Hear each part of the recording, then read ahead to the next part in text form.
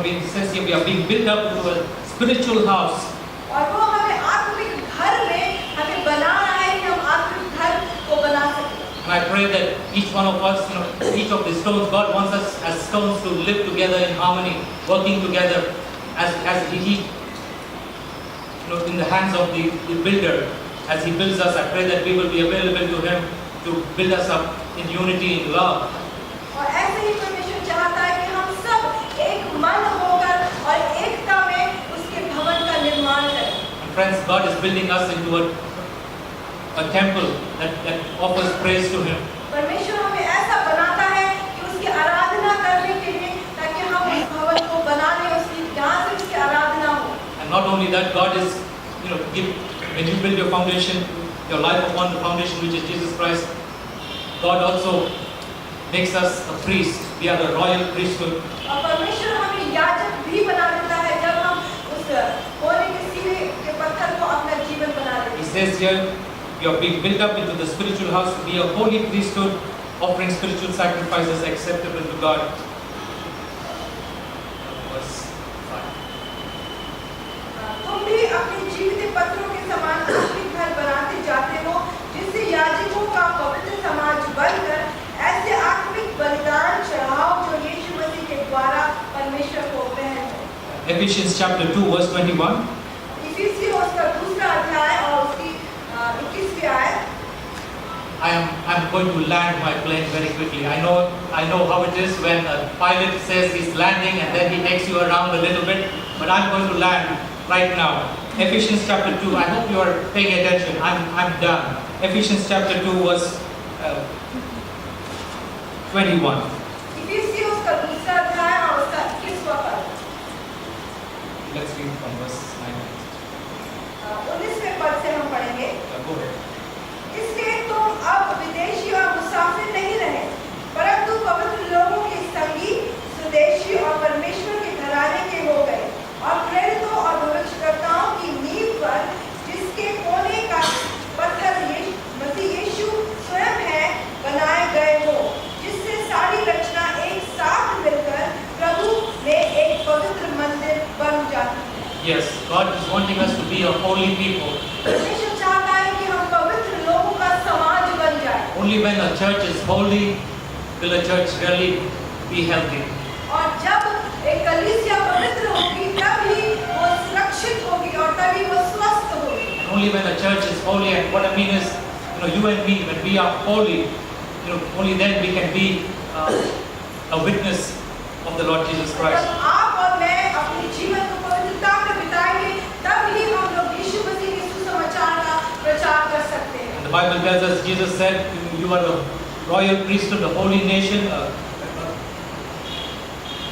so that you may declare the praises of Him who brought you out of darkness into His marvelous light. और परमेश्वर का वचन बताता है कि हम याजकों का समाज है, ताकि हम उन लोगों को जो अंधकार में है, उन्हें ज्योति में लेकर आ सकें।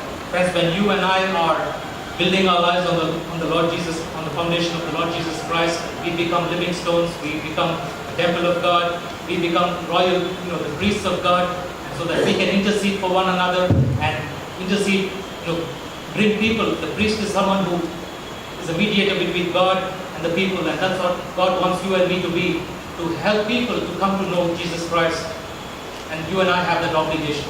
और परमेश्वर चाहता है कि आपको और मुझको वो ऐसा याजक बनाए जो परमेश्वर और लोगों के बीच में हो, ताकि जब हम बाहर जाएं तो परमेश्वर के बारे में लोगों को बताकर उसके भवन में ला सकें।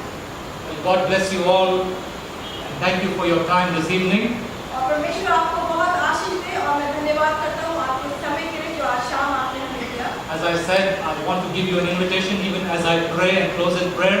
If anyone does not know the Lord Jesus Christ as your Lord and Savior, और मैं आपको निमंत्रण देना चाहता हूँ, जैसे हम प्रार्थना में जाते हैं, कि अगर आप में से कोई ऐसा है अभी तक जिसने यीशु मसीह को अपना उद्धारकर्ता ग्रहण नहीं किया है, friends, I pray that today you will make Jesus Christ the Lord of your life. मेरी ये प्रार्थना है कि आप आज की शाम उस परमेश्वर, उस जीवित यीशु मसीह को अपने जीवन का प्रभु बना लें। And I promise you will never be disappointed. और मैं ये वादा करता हूँ कि अगर यीशु मसीह आपके जीवन का प्रभु बन गया, तो आप कभी निराश में नहीं जाएंगे। Yesterday we saw that this is the eternal word of God, because even when you are on your deathbed, you will never be disappointed. You know that you are going to be with the Lord. Death has no victory over you and me.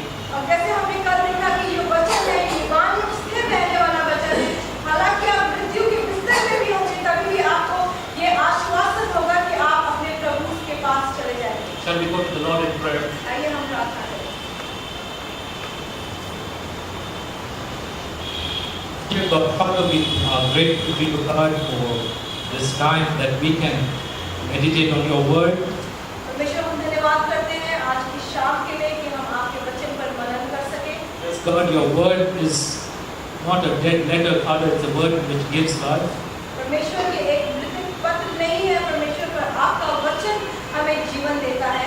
Father God, we thank you that for revealing, Father, to us your plan for our lives. परमेश्वर, हम धन्यवाद करते हैं प्रभु कि आपने अपनी योजना हमारे को दर्शाई।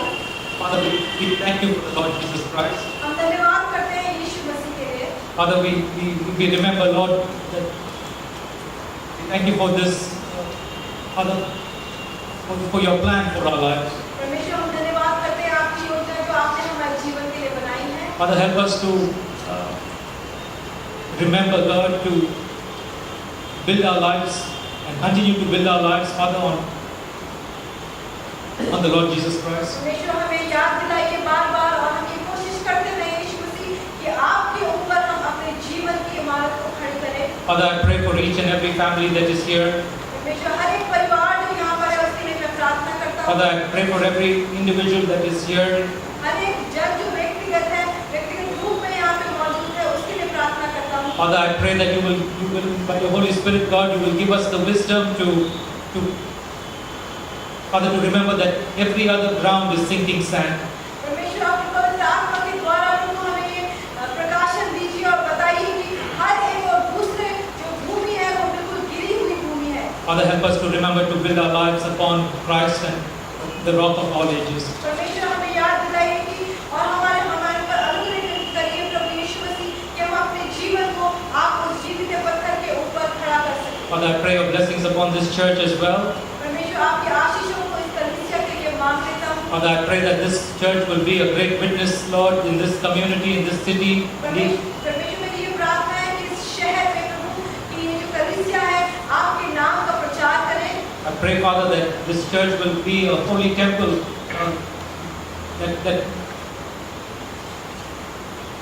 that is being built up to give praise to you.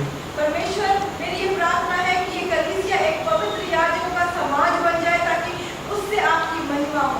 Father, that